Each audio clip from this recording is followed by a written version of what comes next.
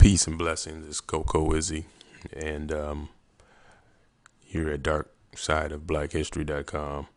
And today I just want to talk about how the Bible compares the children of Israel to the Ethiopians.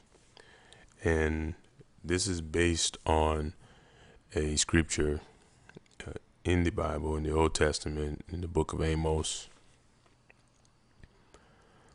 that the Lord of the Bible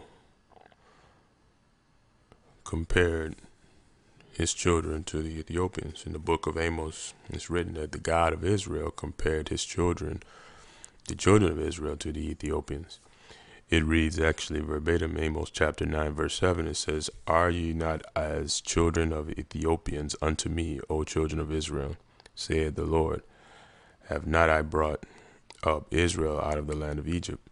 So in this comparison, comparing the children of Israel to the Ethiopians, one will have to ask the question, in what way is he comparing the children of Israel to the children of Ethiopia?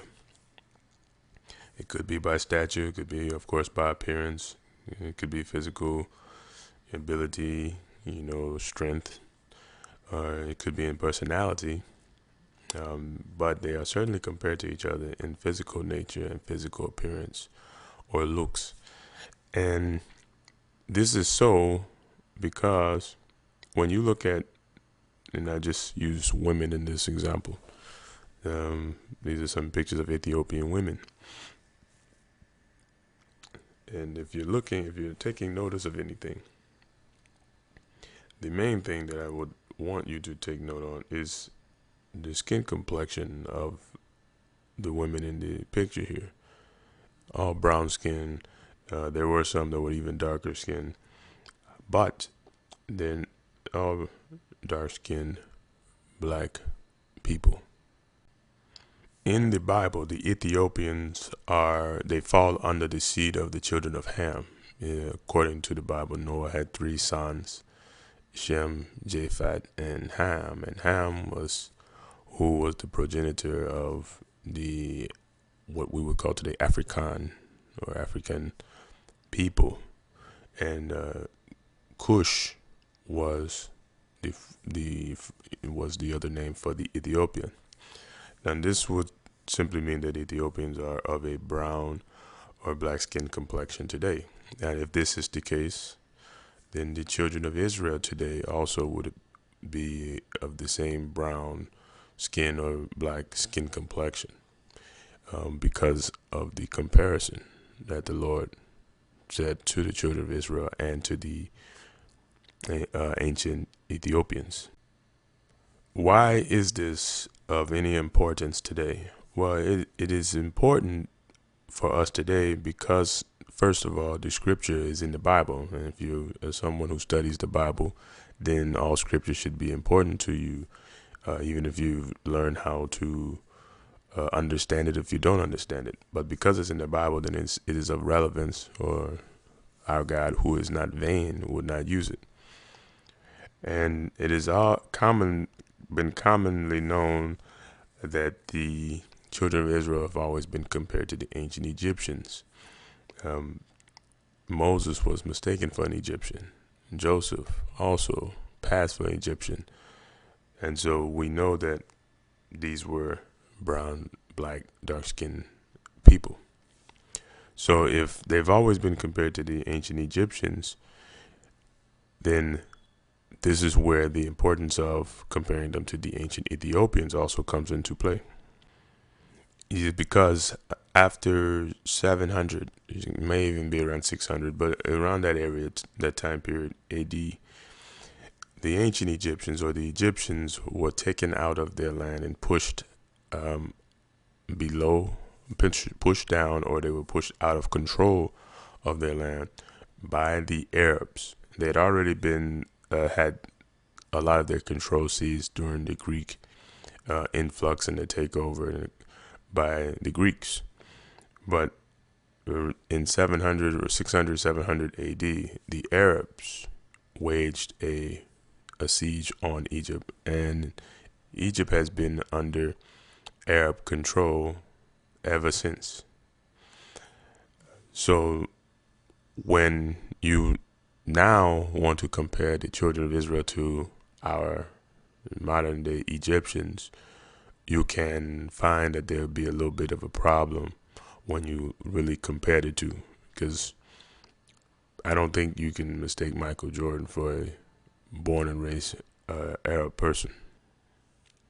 Therefore, the people who are in Egypt today, who we see in the news, in the mainstream media of Egyptian culture today, are not the original people who built the pyramids and who are in the biblical texts alongside with the children of Israel. And that's a very important fact. And that's not to disrespect the people in the land today or anybody that considers themselves Egyptian. You are Egyptian, but you're not natural Egyptians. Just like we have some people who become Jews, but you're not natural Jews, or you have people who are make a conversion process. Modern day example would be I run into this, and this is again no offense to anybody that I know, because some people once they identify with something, they want to identify with it and deeply, and you can't take it away from them. However, when you have a people who are in, of the Caucasian race, English people, and then they call themselves South Africans. You are South African because you, of course, were born and raised in South Africa. Your family may have been there for the last 100, 200 years. However, by origin, you're not South African. I mean, they're not South African. I mean, it's a clear fact that Africa was parted, and the Europeans who parted it have identified and claimed that identity, but from the origin, it's not those people. So the same example with today's Egyptians, they're not the original Egyptians who are in the biblical text, or who were part of the civilization that became great, the great Egyptian civilization. And this is even more easily shown in the depictions, but between the ancient Hamitic or African people of Egypt and current Arabic people in Egypt who are occupying Egypt in the mainland today. So today we have a group of people who call themselves, or have been called, Phalasians, who live in Ethiopia. And they are known to themselves, or they identify themselves as children of Dan, or Danites. And if you research what the children of Dan or Danites are, they are children of Israel. They're one of the tribes, one of the 12 families of Jacob. Looking at the Phalasians, or the Danites, and the actual Ethiopians in the land of Ethiopia, you probably, as a foreigner, would not know the difference between them, definitely by skin color, and maybe even just by identity. Although they resemble each other very closely, they are totally different people. The children of Israel are from the seed of Shem, and the Ethiopian is from the seed of Ham. So they have two different families, but they still do resemble each other. And it's similar to a white person from Greece and a white person from Spain, or a white person from Britain, Great Britain, or the UK. They will resemble each other in appearance and in look, but they don't look. They're not from the same family. They're from two different families, two different nations. So this is how the children of Israel are compared to the Ethiopian.